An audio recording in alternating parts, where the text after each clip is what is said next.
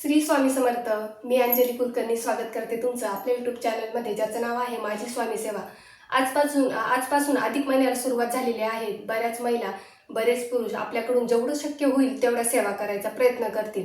पण आता मी आज काय सेवेचा संकल्प केलेला आहे, संकल्प कसा करायचा, तर तेच मी तुम्हाला सांगणार आहे. सेवा तर मी भरपूर करणार आहे, पण आता स्वामींची इच्छा करून घेण्याचं काम त्यांचं असतं.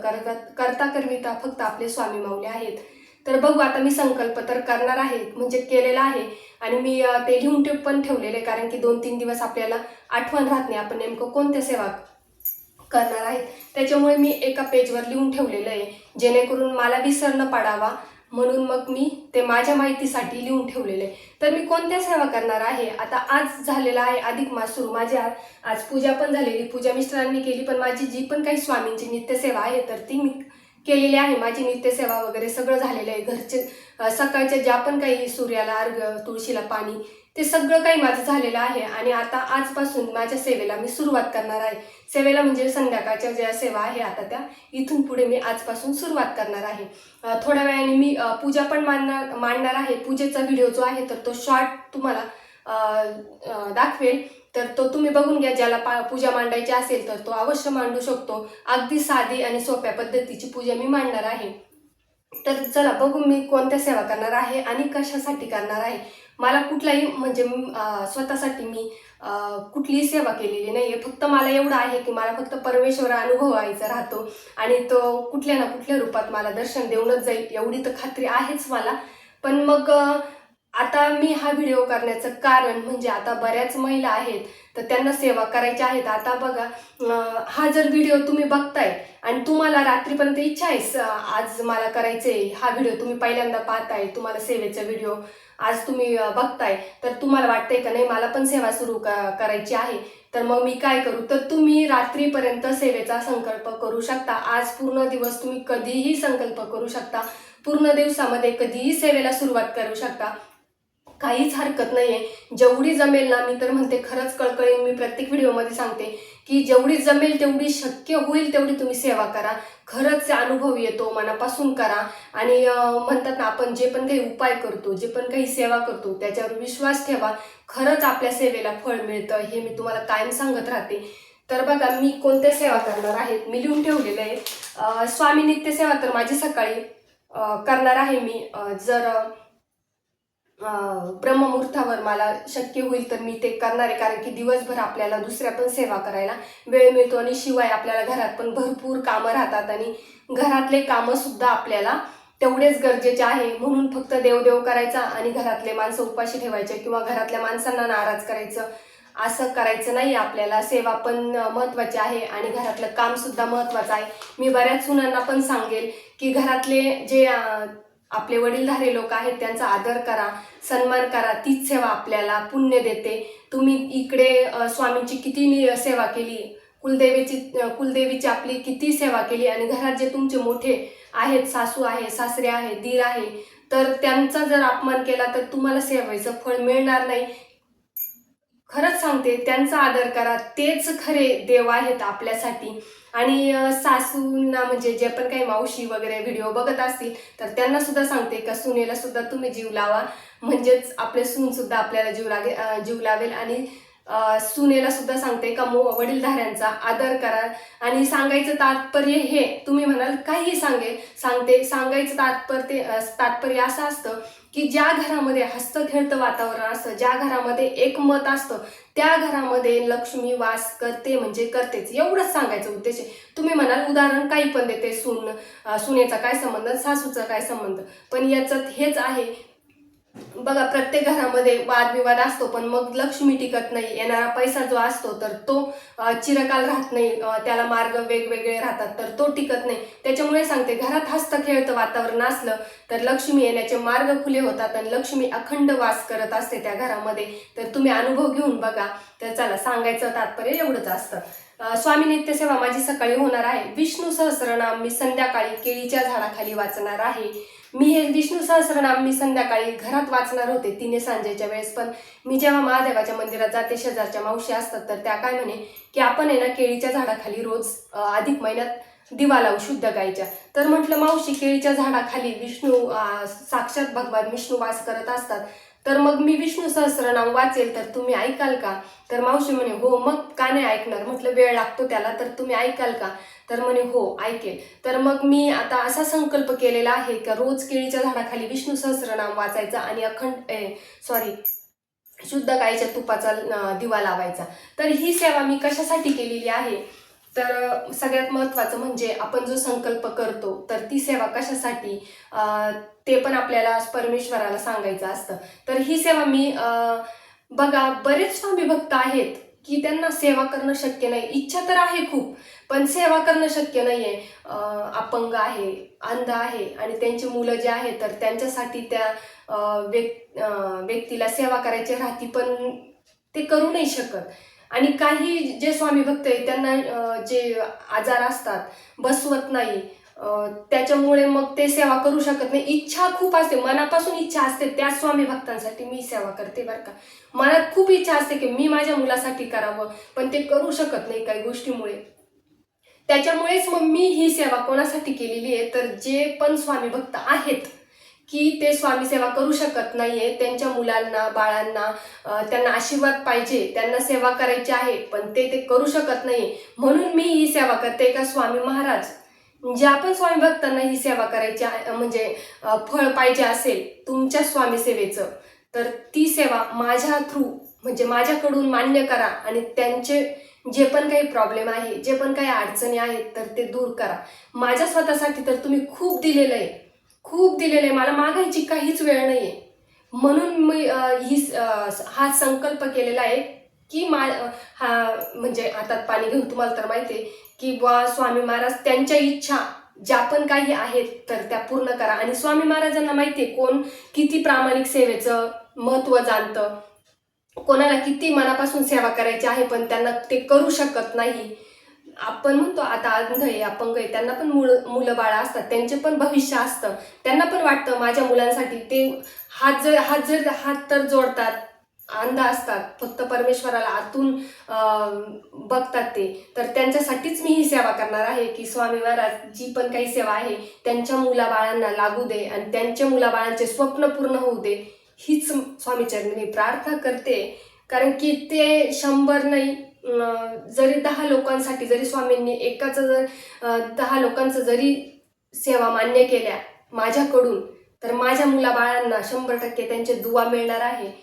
हीच स्वामीचरणी प्रार्थना करते का स्वामी महाराज त्यांचं स्वप्न पूर्ण करू द्या. बरेच मला कमेंट येतात का माझ्या सासूची तब्येत बरी नाही आहे, माझ्या सासूबाई खरंच खूप आजारी आहे, स्वामींच्या चरणी प्रार्थना करते की त्यांना बरं वाटू दे. की अशाच लोकांसाठी मी ही सेवा करणार आहे की जे पण अडचणीत आहे की त्यांना अडचणीतून बाहेर काढा स्वामी. हीच माझी प्रार्थना आहे या सेवेचं की केळीच्या झाडाखाली विष्णू सहस्रनाम वाचून हाच मी संकल्प केलेला आहे. ती सेवा मी करणार आहे फक्त माझ्या स्वामी भक्तांसाठी.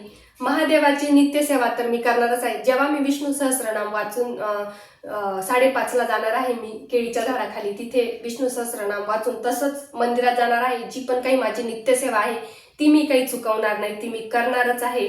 आणि एकादशीला हिम्मत केली बरं का मी ही सेवा करण्याची. एका एकादशीला मी 21 वेळा व्यंकटेश स्तोत्र वाचणार आहे रात्री 12 वाजता. आणि ही सेवा मी 3 दिवस करणार आहे एकादशीपासून.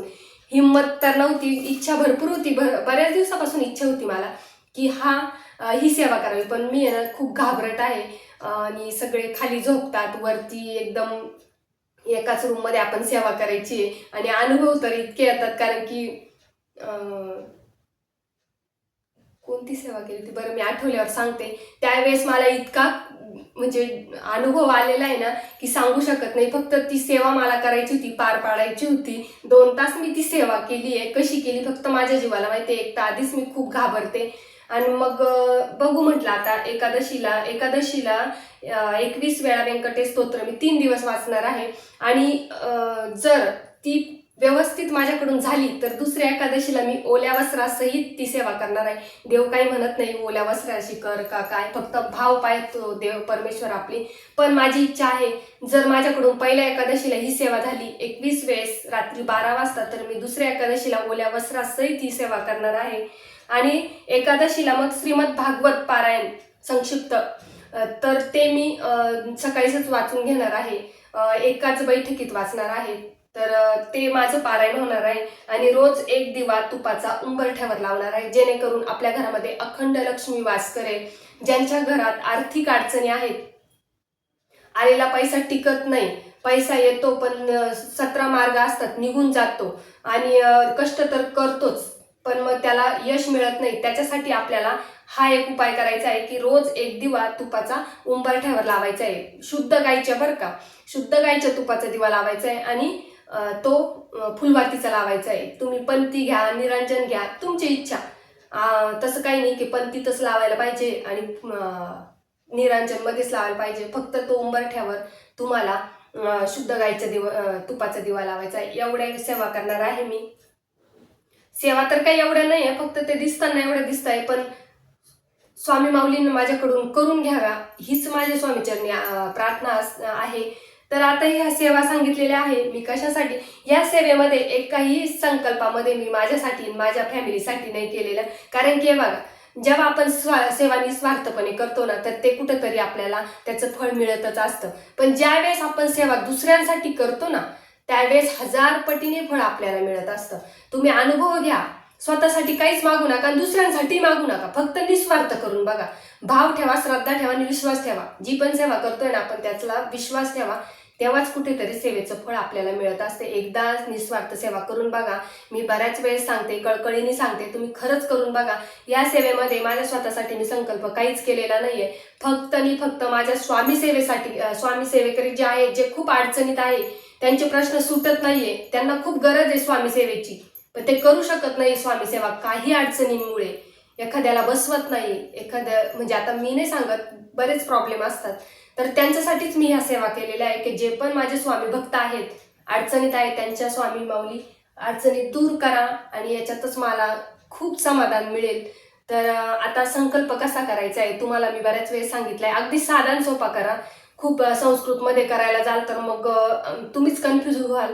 तर आता आपण दरवेळेस कसा संकल्प करतो, पण आपण जी पण काही पूजा मांडतोय ते तुम्ही पुस्तक ग्रंथ तिथे ठेवायचे आहे आणि आसन घ्यायचंय, तामण घ्यायचंय, शुद्ध पाणी घ्यायचंय, फूल घ्यायचंय, अक्षदा, हळद कुंकू आपल्याजवळ राहू द्यायचंय, शुद्ध गायच्या तुपाचा दिवा लावायचाय. आणि तुम्ही अखंड जर लावाल तर तुम्ही तेलाचा लावला तरी चालेल, कारण की मी पण अखंड दिवा लावणार आहे, तो तेलाचा लावणार आहे.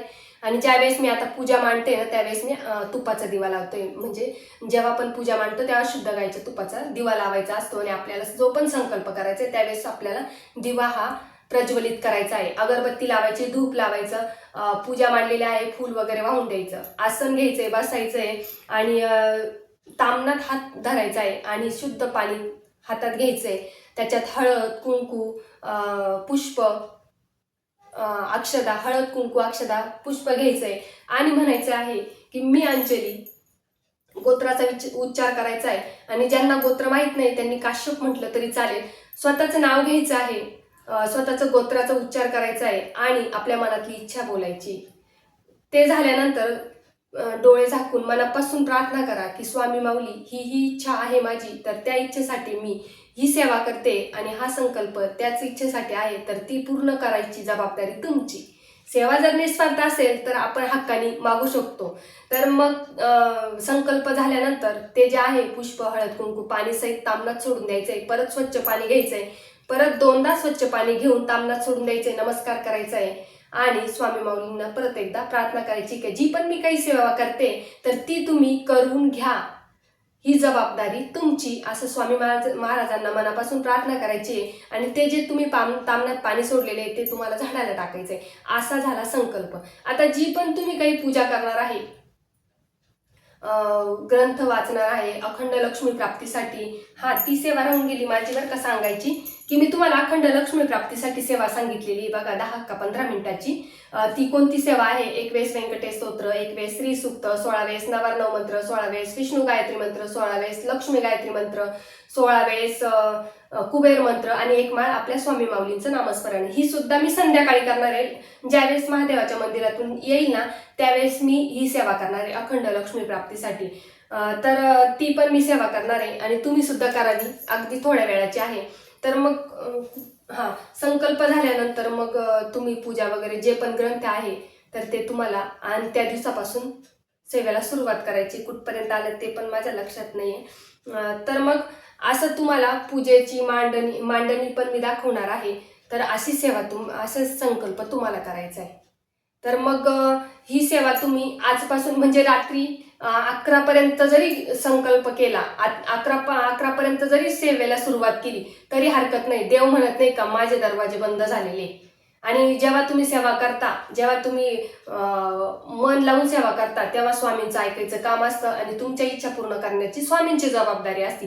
त्याच्यामुळे जी पण काही सेवा कराल ती मनापासून करा.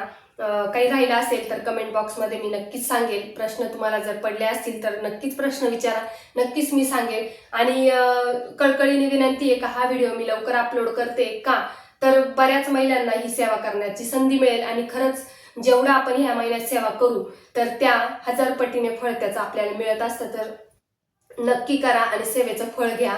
तर चला, झालेली सेवा स्वामीचरणी अर्पण करते. श्री स्वामी समर्थ.